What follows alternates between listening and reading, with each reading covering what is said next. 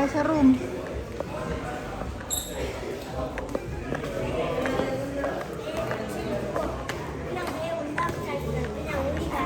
Doon muna tayo.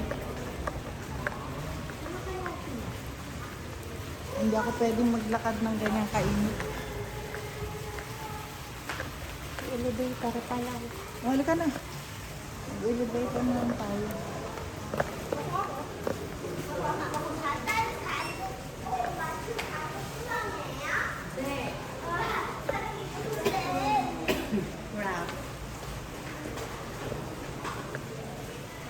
Ground na.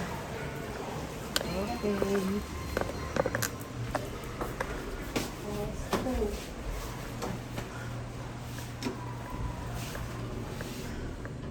Nabusog ka pa ba?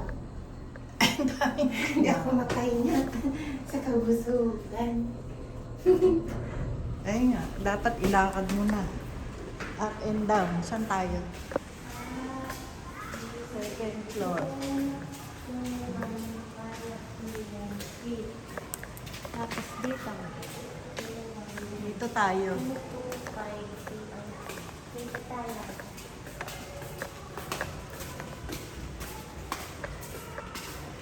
Message mo na lang sila kung nasan sila. Sumunod ka na lang. Ayoko maglakad na init. Maglalakad din na ako ate sa may labing na ako. Oo, mainit dun eh. Kayo, doon kayo.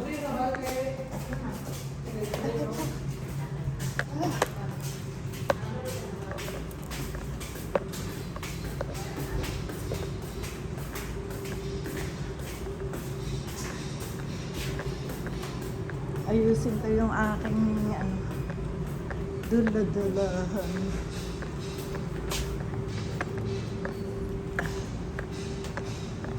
Tutunan.